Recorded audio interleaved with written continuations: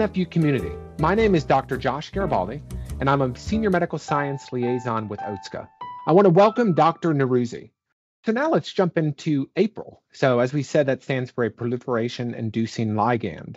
And we know APRIL has been identified as a significant factor in IgA nephropathy. So could you discuss the role of APRIL in this disease, and how does it interact with the components that you spoke about in the 4-hit cascade? Of course, APRIL is such an interesting topic these days because we believe that APRIL has a substantial role in producing galactose-deficient IgA. APRIL is crucial for B cell survival and differentiation. And through its receptors, APRIL can also influence the differentiation of B cells into plasma cells.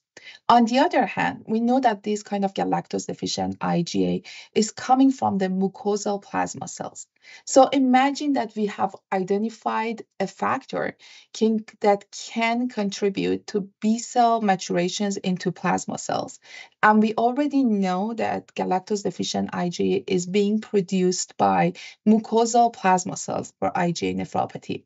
So basically, it shows that APRIL has such a strong role in producing galactose-deficient IgA. And based on the 4-hit hypothesis, we know that once you have produced the galactose-deficient IgA, your body is going to get prompted to produce autoantibodies against galactose-deficient IgA, and there your body is going to try to remove this substance because you don't recognize this substance, and this is not a normal kind of IgA that you're producing.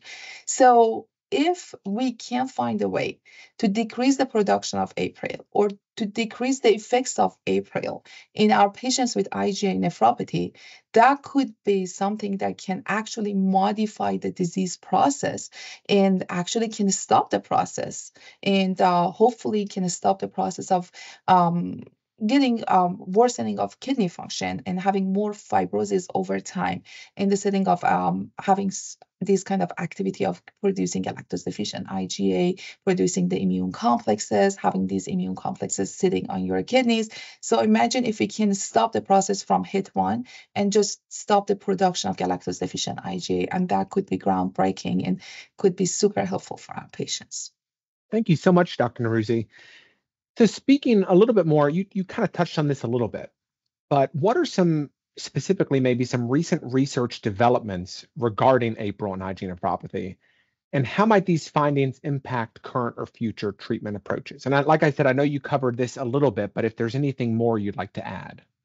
Yeah, I think the understanding of role of APRIL in the setting of IgA nephropathy has changed everything because for years and years, scientists, they were thinking of IgA nephropathy as a disease that is kind of considered benign because you're not losing your kidney function over a couple of months. It's happening over years. But now our understanding has changed. We know that if these patients, we don't treat these patients, they're going to end up on end-stage kidney disease and they're going to need dialysis and transplant in a couple of years. So knowing that there is a factor, there is something called APRIL that can actually actually make your B cells to produce more galactose-deficient IgA changes everything. Because now we know that we can stop the process of this disease from the beginning and change everything for our patients. If you're not producing galactose-deficient IgA, you're not going to have autoantibodies, you're not going to have immune complexes, and you're not going to have the damage over time to your kidneys as well. So, of course, it's going to change everything. It's going to bring a new hope for our patients that if a medication comes out that can stop the activity of APRIL, then it might change the whole disease process and we might be able to stop this disease from early stages instead of just waiting and, kind of treating them afterwards. Because once you have the production of galactose-deficient IgA, basically the disease is active in your body and you're going to see the damage in your body and your kidneys over time anyways. Thank you so much, Dr. Neruzzi, for that great overview. And thank you, NephU community, for joining us today. Thanks again, and we look forward to seeing you here at NephU next time. Enjoy the rest of your day.